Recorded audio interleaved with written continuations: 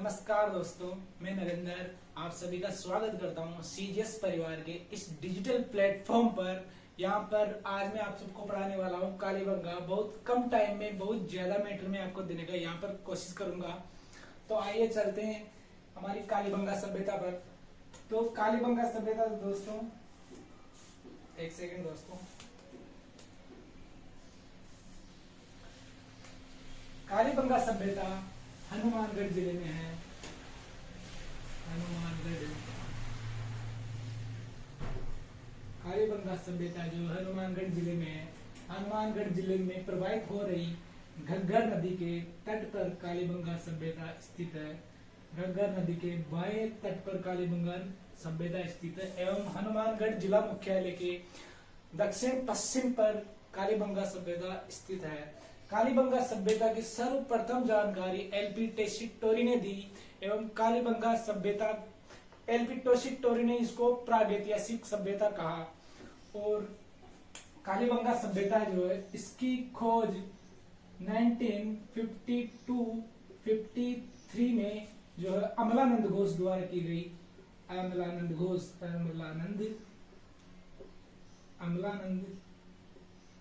घोष द्वारा जो है कालीबंगा सभ्यता की खोज की गई एवं कालीबंगा सभ्यता का उत्खनन 1961 से 69 के मध्य जो है दोस्तों 4 व्यक्तियों द्वारा किया गया, जिसमें से 2 व्यक्ति मुख्य और 2 व्यक्ति अन्य। लेकिन हमको चारों व्यक्तियों के बारे में जानकारी रखनी है दोस्तों, क्योंकि एग्जाम में चारों व्यक्ति पूछे जाते हैं। तो इसमें पहले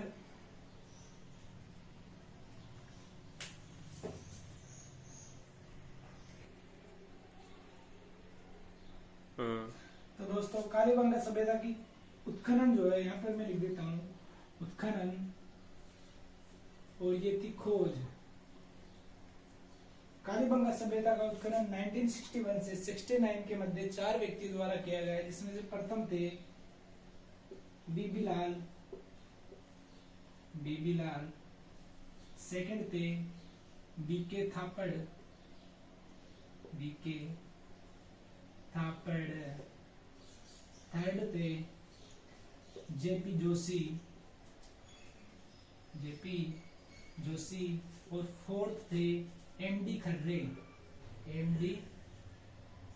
जो थे दोस्तों इस सभ्यता के चौथे उत्खनन करता थे। तो कालीबंगा सभ्यता की खोज 1952-53 में अमलानंद घोष द्वारा की गई।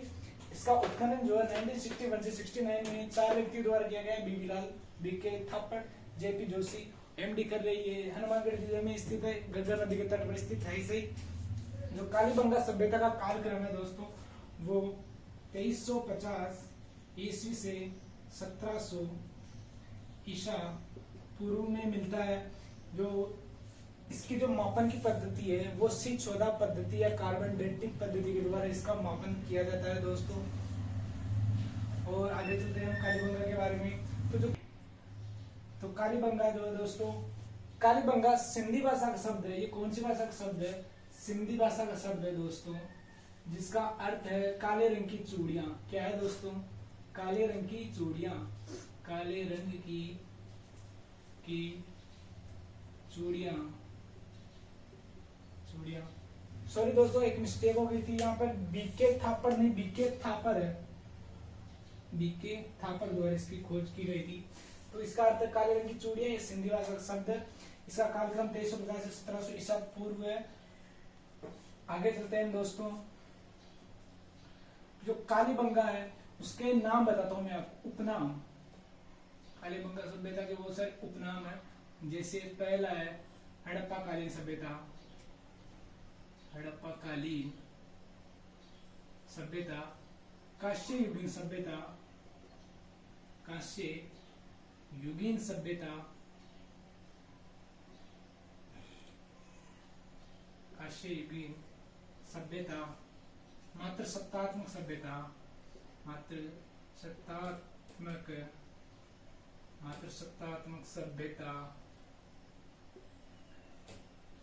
दोहरे परकोटे वाली सभ्यता, दोहरे परकोटे वाली सभ्यता, नगरीय सभ्यता, नगरीय सभ्यता। आज इसके और भी सारे नाम है दोस्तों जो मैं आपको बता रहा हूँ, और आगे का इसका नाम जो आता है वो है, इसमें खेती की जाती थी दोस्तों। तो ये साक्षर सभ्यता भी थी, तो इसका नाम साक्षर सभ्यता भी है। साक्षर सभ्यता सभ्यता। अब मैं आगे चलता हूँ दोस्तों, इसके उपनाम से आगे जो कालीबंगा सभ्यता है उसका उत्खनन किया गया था, उसमें हमें 5 स्तर मिले थे। तो मैं आपको एक एक करके यहाँ पर लिख देता हूँ, जैसे फर्स्ट, सेकंड, थर्ड, फोर्थ और ये फिफ्थ। जो नीचे वाले 2 स्तर है दोस्तों उनको पूर्व हड़प्पा कालीन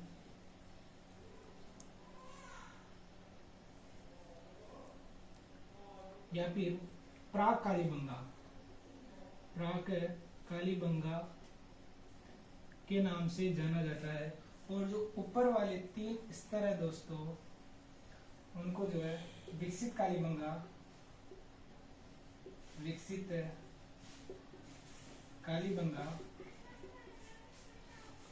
या फिर हड़प्पा कालीन सभ्यता के नाम से इसको जाना जाता है दोस्तों।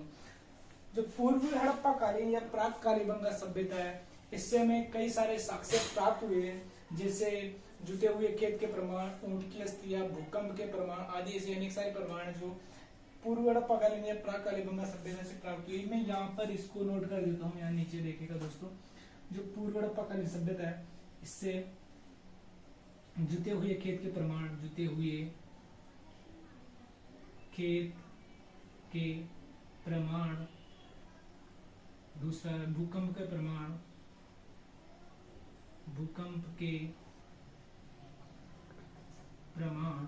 ऊंट की अस्थियां दोस्तों, ऊंट की अस्थियां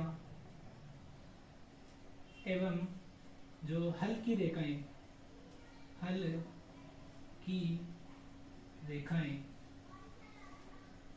याद रखिएगा दोस्तों, कालीबंगा सभ्यता से जो हल की रेखाएं प्राप्त हुई थी, यहाँ पर किसी भी प्रकार का कोई हल प्राप्त नहीं हुआ था। यहाँ पर सिर्फ और सिर्फ कालीबंगा से हल की रेखाएं प्राप्त हुई थी।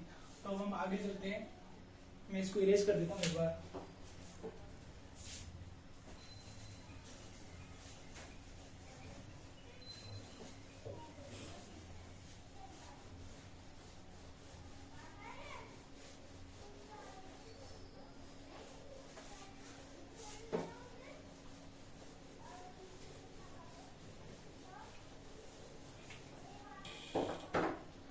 दोस्तों हम पढ़ रहे हैं कालीबंगा वही सभ्यता, कालीबंगा। तो मैं कालीबंगा के नगर के बारे में आपको जानकारी देना चाहता हूँ। इसमें जो नगर था वो भी हमने उपनामों में पढ़ा था कि दोहरे परकोटे वाली सभ्यता। इसमें 2 नगर थे, एक था गढ़ी क्षेत्र और एक था नगर, जिसमें एक गढ़ी क्षेत्र में राजा निवास करता था और नगर में प्रजा निवास करती थी। इसमें जो नगर है वो 2 तरह के था, गढ़ी क्षेत्र, दूसरा था दोस्तों नगरीय क्षेत्र। ये गढ़ी क्षेत्र हो गया दोस्तों और ये हो गया नगरीय क्षेत्र। आप सोच रहे होंगे सर इसको ऊपर बना दिया, इसको नीचे बना दिया। इसका रीजन ये है कि जो गढ़ी क्षेत्र था वो ऊपर था, तो ये था ऊपर था, और नगरीय क्षेत्र जो था वो नीचे था दोस्तों। तो ये है पश्चिमी, दोस्तों पश्चिम में था गढ़ी क्षेत्र और नगर क्षेत्र था वो पूर्व में था दोस्तों। गढ़ी क्षेत्र और नगरीय क्षेत्र दोनों जो थे वो दुर्गीकृत थे दोस्तों। इन दोनों का परकोटा था जो वो दोहरा परकोटा था, इसलिए सभ्यता को दोहरे परकोटे वाली सभ्यता कहा जाता है दोस्तों। दोहरे परकोटे वाली सभ्यता, दोहरा परकोटा पाया गया दोस्तों इसमें। अब जो गढ़ी क्षेत्र है उसमें गढ़ी क्षेत्र है दोस्तों, उसमें जो है 7 अग्नि वेदिकाएं प्राप्त की गई, 7 अग्निकुंड प्राप्त किए गए। इसलिए यह सभ्यता अग्निकुंड वाली सभ्यता की कहला। और अग्निकुंड में ही जो है जानवर की हड्डियां भी प्राप्त हुई, इसलिए यह सभ्यता मतलब बोला जाता है कि मांस वगैरह भी खाते थे या फिर बलि बलि दी जाती थी इस सभ्यता में। तो इस सभ्यता में दोस्तों एक चीज याद रखिएगा, इस सभ्यता में मंदिर के साक्ष्य कहीं भी प्राप्त नहीं हुए। इसमें सिर्फ और सिर्फ गढ़ी क्षेत्र में जो है 7 अग्निकुंड प्राप्त हुए थे, इसलिए यह सभ्यता जो धार्मिक कार्यक्रमों में विश्वास करती थी। अब मैं आपको आगे ले चलता हूँ, उसमें जो थे मकान वगैरह नालियां वगैरह जो बनाए जाते थे। आप इसका स्क्रीनशॉट ले लीजिए दोस्तों एक बार, पिछले का तो हम भूल गए थे स्क्रीनशॉट लेना, मैं माफी चाहता हूँ, इसका तो ले लीजिए आप एक बार। तो चलते हैं दोस्तों आगे कालीबंगा में।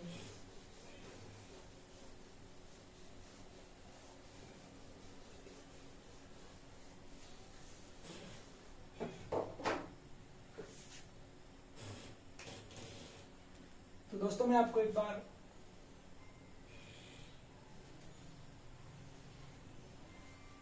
इसके माध्यम से मैं आपको इसमें घर वगैरह रोड वगैरह सब कुछ नालियां वगैरह इसकी पूरी जानकारी दे दूंगा।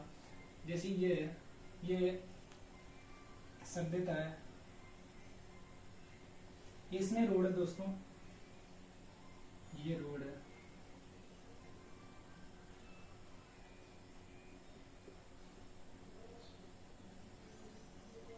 तो जो कालीबंगा में जो रोड पाया गया था, ये रोड जाल पद्धति द्वारा बनाया गया था। इसको और भी बोलते हैं, जैसे पहला है जाल पद्धति, दूसरा ऑक्सफोर्ड पद्धति,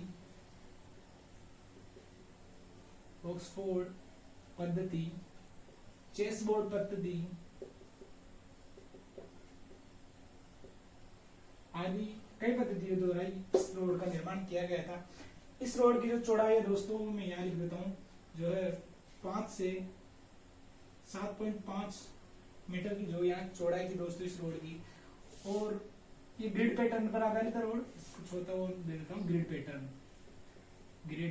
पैटर्न। ये रोड के ऊपर जो है दोस्तों यह मकान हुआ करते थे। तो जैसे ये रोड है तो ये मकान है ना, तो इसका गेट यहाँ ना खुलकर जो मकान है उसके पीछे की तरफ खुला करता था। जो रोड है मेन, जो ये रोड उसके पीछे की तरफ यानी यहाँ खुला करता था मकान। ये 2 मंजिला मकान हुआ करते थे दोस्तों। यहाँ पर 2 मंजिले मकान में जो ऊपर वाला फ्लैट था उसमें कोई भी खिड़कियां वगैरह नहीं पाई गई थी, इसलिए हमें इस सभ्यता द्वारा जानकारी मिलती है कि ये लोग जो थे निजता प्रेमी थे दोस्तों। और प्रत्येक मकान में जो दोस्तों एक कुआं हुआ करता था, पानी का कुआं पाया जाता था इस प्रत्येक मकान में। तो ये पानी की सप्लाई वगैरह सब अपने मकान से किया करते थे। और जो इस सभ्यता में जो दोस्तों नालियां थी, ये नालियां, ये इन नालियों की दोस्तों एक विशेष बात है, ये प्रत्येक घर में नालियां थी अपने अपने घरों से। जैसे ये मकान है, प्रत्येक घरों से ये नालियां निकलती थी। लेकिन इन सभी नालियां अलग अलग थी, लेकिन इन सभी नालियों की कोई भी सार्वजनिक नाली नहीं थी दोस्तों। ये जो सार्वजनिक नाली इस सभ्यता में सार्वजनिक नालियां नहीं पाई गई। और ये जो नालियां हैं ये लकड़ी की नालियां थी दोस्तों, याद रखिएगा, लकड़ी की नालियां दोस्तों, ये चीज याद रखिएगा, ये नालियां थी वो लकड़ी से बनी हुई थी। ये मात्र कालीबंगा सभ्यता में पाई जाती थी लकड़ी की नालियां, और कहीं नहीं पाई गई। और ये मकान जो थे कच्ची ईंटों के थे, और इसमें जो फर्श हुआ करती थी वो अलंकृत पत्थर होते थे ना, उससे ये फर्श वगैरह बनाई जाती थी। तो मैं आगे ले चलता हूँ आपको, मैं ये लिख देता हूँ। इसमें जो है दोस्तों फसल, कालीबंगा में फसल का उत्पादन किया जाता था, इसलिए इसको दोहरी फसल वाली सभ्यता भी कहा जाता है। दोहरी फसल मतलब मैं आपको बताऊं, जैसे चना के साथ बनवाते हैं सरसों, नहीं चना के साथ गेहूं, दूसरा सरसों नहीं दोस्तों, चना, गेहूं के साथ जो, चने के साथ सरसों, मतलब चने के साथ सरसों और गेहूं के साथ जो आदि प्रकार की इसमें फसलें बोई जाती थी, इसलिए इस सभ्यता को दोहरी फसल वाली सभ्यता कहा जाता है। और दोस्तों एक विशेष बात, इस सभ्यता से जो है चावल के प्रमाण मिले थे, मतलब उबले हुए चावल, पके हुए काले काले हो जाते हैं ना उनको पकाए हुए, उस चावल के यहाँ पे साक्ष्य मिले हैं। और यहाँ से जो है दोस्तों वृषभ की मूर्ति मिली, याद रखिएगा, वृषभ का अर्थ बेल, बेल, बुल, वृषभ की जो दोस्तों यहाँ से मूर्ति मिली। यहाँ से दोस्तों किसी भी प्रकार का कोई सिक्का यहाँ से प्राप्त नहीं हुआ। यहाँ से मोहर मिली है दोस्तों, मोहरें मिली है दोस्तों, मोहरें मिली है। और मैंने आपको अभी बताया था इसके उपनाम में कि यह सभ्यता मात्र सत्तात्मक सभ्यता है, क्योंकि इस सभ्यता में दोस्तों किसी भी प्रकार की कोई मात्र देव की मूर्ति वगैरह प्राप्त नहीं हुई थी। यह सभ्यता मात्र सत्तात्मक सभ्यता इसलिए कहलाती है दोस्तों क्योंकि यहाँ पर जो मोहरें प्राप्त हुई थी उस मोहर में एक साइड व्याघ्र का चित्र तथा दूसरी साइड महिला कुमारी देवी का चित्र है दोस्तों, वो यहाँ से प्राप्त हुआ था। इसलिए इस सभ्यता को जो है मात्र सत्तात्मक सभ्यता कहा जाता है दोस्तों। यहाँ से मोहरें प्राप्त हुई और यहाँ पर जो व्यापार, यह सभ्यता व्यापार प्रधान सभ्यता भी कहलाती है दोस्तों, क्योंकि यहाँ पर जो व्यापार हुआ करता था वो मोहरों के द्वारा, सिक्कों के द्वारा ऐसा नहीं हुआ करता था। यहाँ पर व्यापार वस्तु विनिमय हुआ करता था दोस्तों, जैसे किसी वस्तु के बदले किसी वस्तु का व्यापार हुआ करता था। यहाँ पर मोहरों से व्यापार नहीं हुआ करता था, वस्तु विनिमय, वस्तु विनिमय द्वारा यहाँ पर जो है दोस्तों व्यापार हुआ करता था। ये सभ्यता साक्षर सभ्यता भी कहलाती है। मैंने आपको बताया था ये वो एक लिपि मिली थी जिसको अभी तक किसी ने पढ़ नहीं पाया, उसको पिक्टोग्राफी लिपि आदि नाम दिया जाता है दोस्तों। तो मैं आगे देता हूँ कालीबंगा सभ्यता में दोस्तों, इधर लिख देता हूँ। दो प्रमुख तथ्य दोस्तों मैं आपको बताता हूँ कालीबंगा सभ्यता के। जो है कालीबंगा सभ्यता के समान ही पाकिस्तान में जो है दोस्तों एक स्थान है, उसकी तुलना कालीबंगा से की गई है। उस स्थान का नाम है दोस्तों कोट दीजी, कोट दीजी, याद रखिएगा दोस्तों। ये स्थान जो है पाकिस्तान में है, इसकी तुलना कालीबंगा से की गई है। और दूसरा पॉइंट मैं आपको बताता हूँ दोस्तों, जो कालीबंगा प्रथम के नाम से राजस्थान में जानी जाती है वो है दोस्तों सोथी बीकानेर। क्या दोस्तों? सोथी जो है बीकानेर, सोथी बीकानेर जो है दोस्तों कालीबंगा प्रथम के नाम से जानी जाती है दोस्तों। इसका एक और फैक्ट मैं आपको बताता हूँ दोस्तों, जो है 3 नंबर पे 1961 में दोस्तों 1961 में 19 पैसे का टिकट जो है दोस्तों कालीबंगा पर लागू हुआ था दोस्तों। याद रखिएगा 1961 में 90 पैसे का टिकट कालीबंगा पर लागू हुआ था। और चौथा पॉइंट एक इम्पोर्टेंट पॉइंट है दोस्तों, 1985-86 में दोस्तों कालीबंगा संग्रहालय की स्थापना हुई दोस्तों। इसकी कालीबंगा संग्रहालय, कालीबंगा संग्रहालय, याद रखिएगा दोस्तों। कालीबंगा सभ्यता की स्थापना जो है 1985-86 में हुई, जबकि 90 पैसे का जो डाक टिकट है दोस्तों 1961 में कालीबंगा सभ्यता पर लागू हुआ। तो मैं इसी के साथ आगे चलता हूँ, अब तब तक इसका स्क्रीनशॉट ले लीजिए एक बार।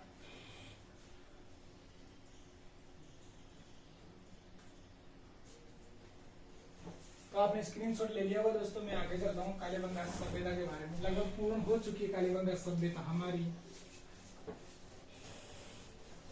इसमें 1-2 पॉइंट रह गए वो मैं आपको बता देता हूँ। और हमारी कालीबंगा सभ्यता है जो पूर्ण होने की कगार पे है दोस्तों।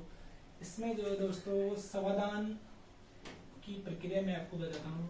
समाधान कालीबंगा सभ्यता से है दोस्तों एक खोपड़ी प्राप्त हुई थी। उस खोपड़ी में जो 6 छिद्रों वाली खोपड़ी प्राप्त हुई थी। उस खोपड़ी में 6 छिद्र थे। यह माना जाता है कि उस खोपड़ी को जो हाइड्रोस्कोलोपिक रोग था दोस्तों। तो समाधान की मैं यहाँ पर बात करूँ, यहाँ पर कुल टोटल 37 कब्रें प्राप्त हुई दोस्तों। कितनी? 37 कब्रें प्राप्त हुई, जिसमें से जो है गोलाकार जो है 15 कब्रें गोलाकार है दोस्तों, एवं आयताकार जो है दोस्तों, आयताकार 5 कब्रें आयताकार है दोस्तों। और मिश्रित कब्रें जो है दोस्तों, मतलब आयताकार और गोलाकार की दोनों मिलाकर मिश्रित कब्रें जो है दोस्तों उस तरह कब्रें थी यहाँ पे। तो मैं आपको बताऊं गोलाकार कब्रें ऐसी हुआ करती थी दोस्तों।